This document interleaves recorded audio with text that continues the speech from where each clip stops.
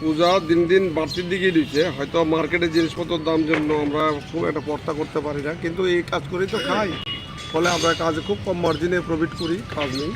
অন্য বছরের তুলনায় এই বছরে বাসন্তীর চাহিদাটা বেশি, বাসন্তী পুজোটা বেড়েছে করতে পারে। কিরকম রেট রয়েছে মূর্তির? রেট ধরেন না, ওই বাড়িঘরের ঠাকুর তো 40, 45, 35। জিনিসপত্রের দামের বৃদ্ধির কারণে কোনো প্রভাব পড়েছে কিছু?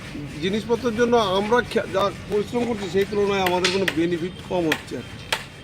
কোনো রকম চলে যাওয়ার মতো, এত ঠাকুর বিক্রি করতে খুব ঘেনা তা হচ্ছে না, ওই চলছে কোনো রকম।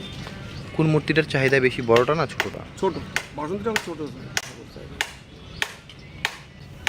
গত বছর কীরকম চাহিদা ছিল? গত বছর থেকে এবার অনেক বেশি, বাসন্তী ডবল বলা যায়।